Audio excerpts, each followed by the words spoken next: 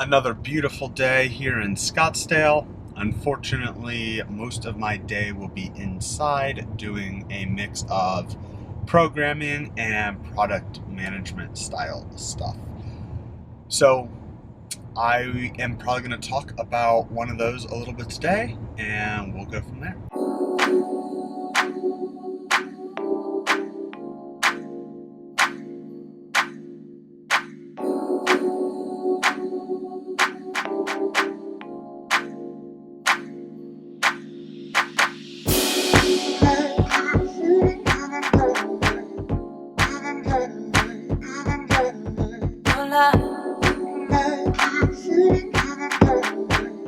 So, as I mentioned before, today, like most Mondays, is a big O3 day, which stands for one-on-ones, where I'm meeting with different team members to make sure they have a good idea of what needs to happen for this week. In addition to that, I'm doing a lot of outlining and programming and different things, again, to make sure that we are fully ready for the week ahead. Just really quickly, I want to cover a few things about product or project management, I guess, especially when it comes to startups. I'm going to outline just a few quick things here.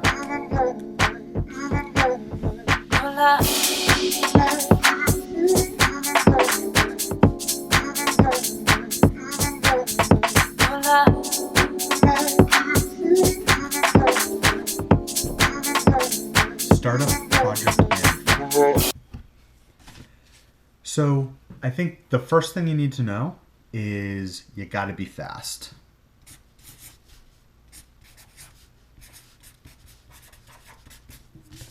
Be fast. So, as many of you should know, oftentimes when you're working on a startup, you have to be able to move quickly. This sometimes is easier said than done. It really depends on what phase in the startup you're on. If you're in the very beginning where you're just trying to get together some proof of concepts or just some general outlines, hopefully you can move a little bit faster. It depends on how in-depth those are. I know for me lately, a lot of the ones we've been doing have been really in-depth, often requiring some sort of physical functionality. So that sometimes is going to take longer. But if you're just doing a strict like lookalike demo, it should hopefully go fairly quickly. Number 2 is be clear. My handwriting's a little off, but you understand what I mean. So, this often comes with communication. You really want to make sure you're clear in what you're trying to get across to whoever's helping you develop it. Even if it's yourself, even if it's just, let's say you're a one-person team and you're starting to develop, you need to be clear about what it is you want to get done. Otherwise, you will spend a lot of time bouncing around, trying a lot of different things, and not having a clear sense of what exactly it is you're trying to build for your product.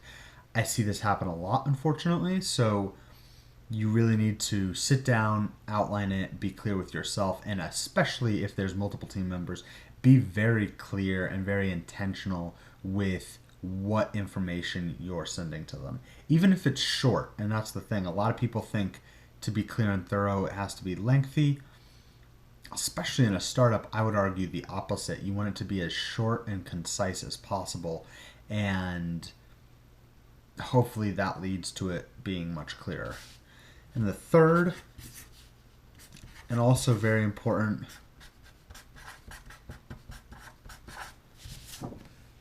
be flexible.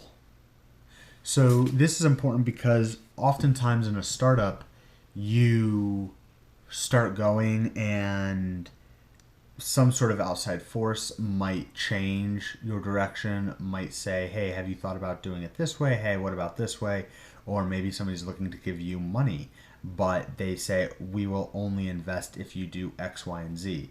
So you need to be willing to be flexible and understand that within that flexibility, you might have to sacrifice things that you were previously trying to work on that now to satisfy some other need, you need to forego what you were working on before. This can be especially tough when you've been working on things for a while and all of a sudden need to change direction. that can be, you know, yeah, that just can be kind of painful to say, geez, do I really want to scrap all of this, or what of it can I salvage? Sometimes is a good question to ask, but nonetheless, you want to make sure you're flexible and willing to move as you're trying to get started.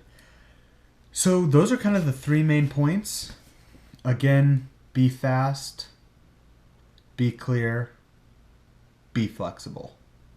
And as simple as it might seem, it can take a little while to really get those down.